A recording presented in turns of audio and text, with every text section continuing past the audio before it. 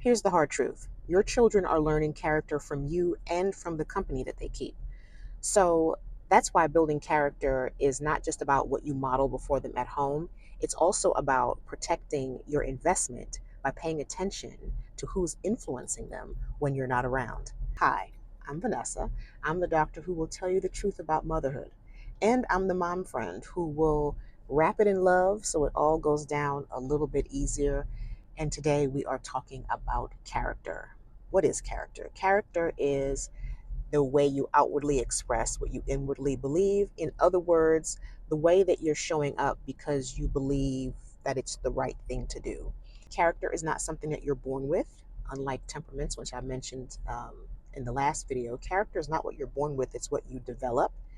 And you develop it for a number of reasons. Either your parents instill a certain character in you, or you've had certain life experiences such as lying and realizing that when you lie, people don't trust you. And so you go, oh, I probably shouldn't lie. Like there are just life experiences that teach you character if you're paying attention. But predominantly, it's supposed to be something that you learn at home. And while there are generations who have loved to say in the past that everything is do as I say, not as I do, it doesn't really work that way. Character is very much about teaching it as well as understanding that you're modeling it. So it is taught and caught. Yes, it should be taught and needs to be taught, but it's also something that is picked up on. It's something that rubs off on the people who are around you. And it's important that you are not undermining your influence by saying that you want your child to do something or to be a way or to have a certain belief about something when you clearly demonstrate that you don't do that, which is part of what makes parenting interesting and a stretch for us all. Because once you start seeing yourself in your children, if you never saw yourself before, once you start seeing yourself in your children, and then you're like, oh, is that what it's like to experience me? You can't just tell them to cut it out.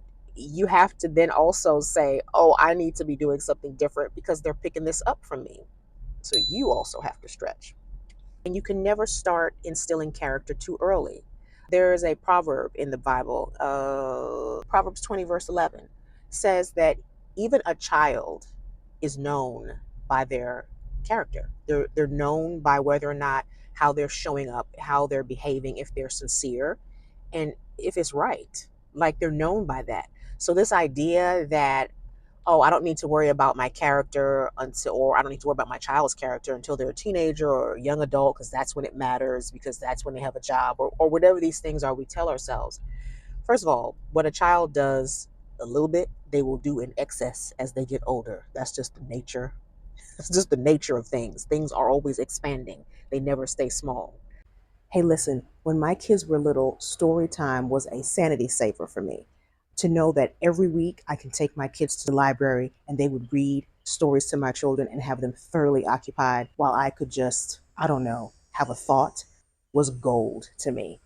But guess what? Story time doesn't have to end for you. I still do story time every Friday, but it's in your inbox. So you get to hear stories that happen with me and my family and the life lessons that I learn without having to experience the story for yourself. If that sounds great to you, click the link below. It's in the description. Okay, let's get back to the video. If you want to see a certain character expand in your children, then you need to sow the seeds of that character when they're younger, and you can never start too early because people are experiencing your children. They are in the world, they're being experienced, and it is evident by people whether or not your child, their child, our children, they're looking at them and they're saying, "Oh, is this a child that I want my child to spend time with? What does this child seem to be about? And therefore, what do their parents seem to be about?" Because yes, we all realize that these kids are picking these things up from somewhere, and the people that they spend the most time with when they're not at school or what have you is with their family the most consistent time. And so, yeah, you can never start too early teaching character. And it's about what's important to you, what your character is based on, or who it's based on. Whatever that is, right or wrong, your children will pick that up because character is not just taught; it is caught. And to that point, um, You need to be able to call your own foul. When you are expecting something of your child and you have told them that and you told them this is the standard, then you need to be prepared to live up to that standard yourself. And when you don't, because you're human and we don't always do the things that we should do, own it. Recently, I was having a conversation with my daughter right here in this car. She's 16, and I don't remember what the topic was. All I know is my daughter is my child. And so, even though I am a New Yorker and hence have a New York mouth, she, not a New Yorker, but because she's my child, has picked up my New York mouth, meaning we say how we feel and we say it how we feel it, unless we have the character to filter it. You get what I'm saying? And so on this particular occasion, I didn't like how she was talking to me. I didn't like her choice of words and I didn't like her tone. And I told her as much. And a few moments later, clever as she is, she decided to come back around on the same topic. And although she adjusted her tone somewhat, she was still trying to poke the bear. She was still trying to provoke me. And to shut her down, I responded to her with words and in a tone that were equally as disrespectful as hers were to me. And she called me on it. She said, "Oh, so I don't get to talk to you like that, but you get to talk to me like that." And I had to pause. And I said, "You know what? You're right.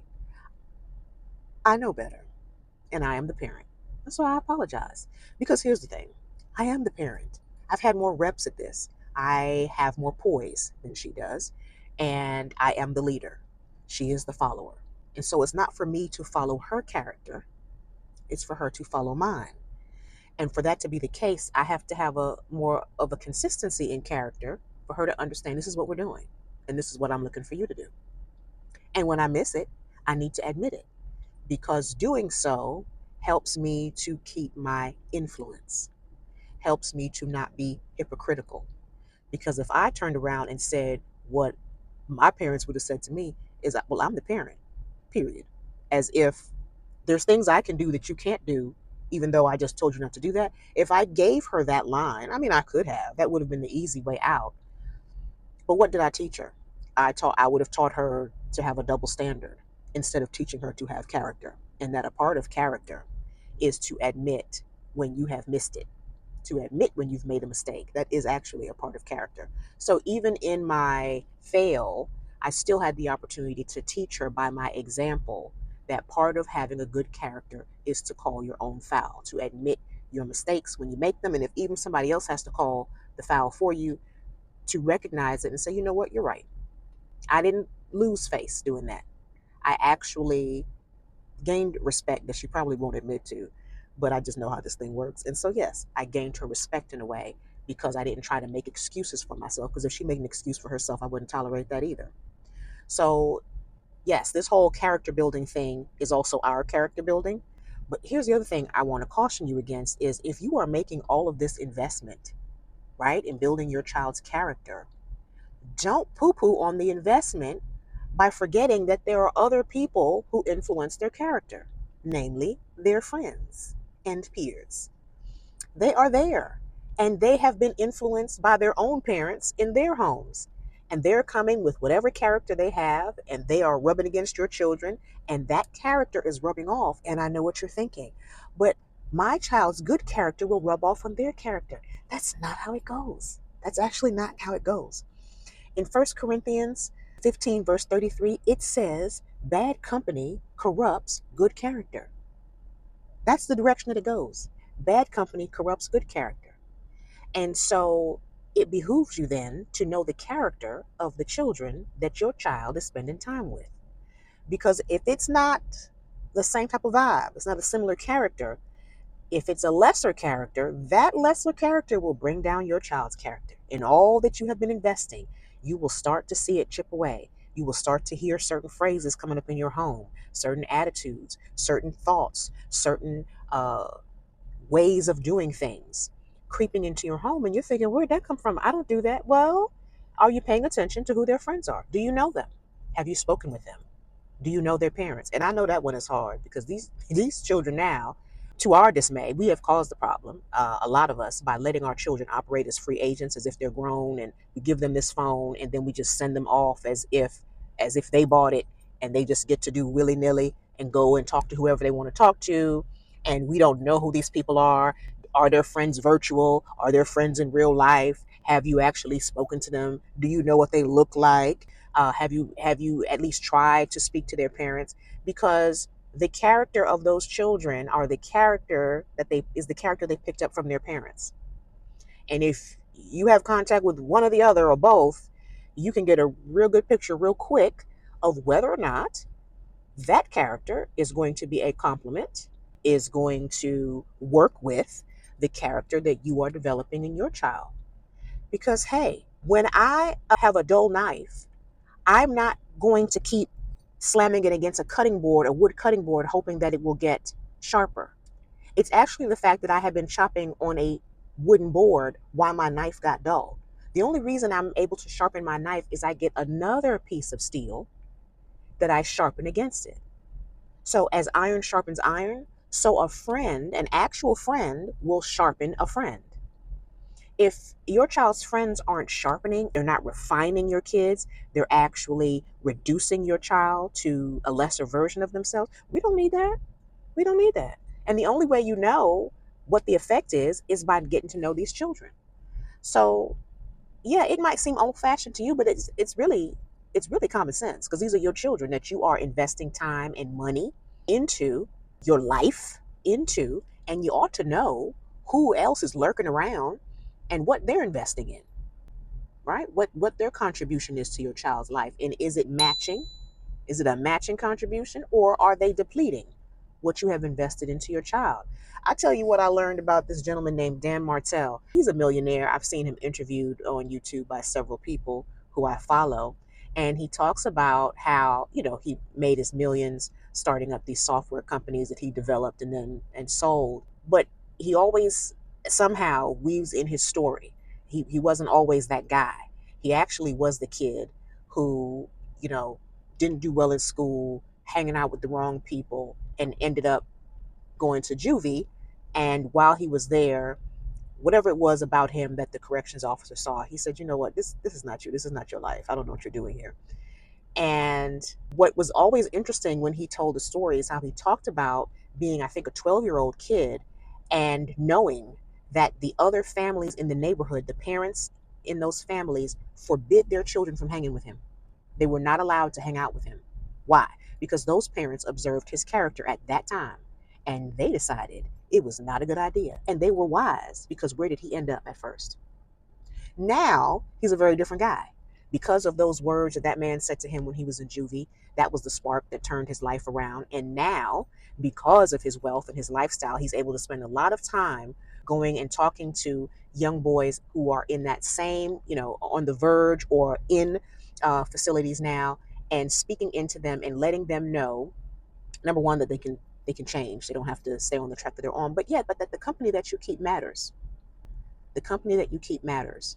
And was it painful for him to know that these parents were keeping their children away from him? Of course. He was 12 years old, and you want to be liked. You want to be accepted. You want people to think well of you. Even if you know that you're a buster and you're out here doing stupid stuff, you still want somebody to be like, "Hey, yeah, come play with my kids. Come over to the parties, whatever, whatever." But that was not his experience. And he had to understand, even as a child at that age, that the character he was displaying was keeping him from enjoying certain things.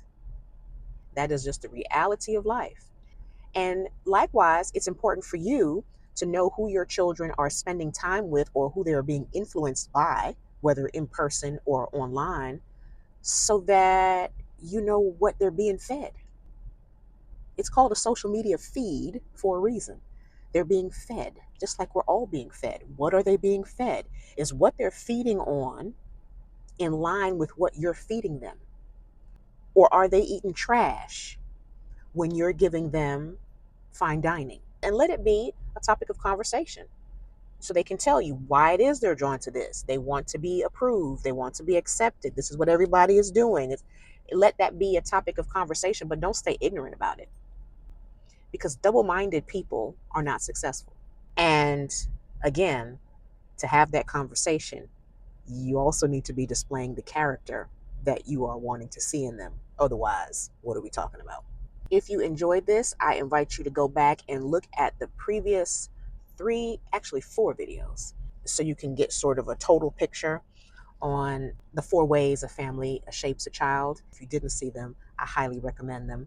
And until next time, please remember, when it comes to you being the mother of your children, you are the woman for the job. Take care.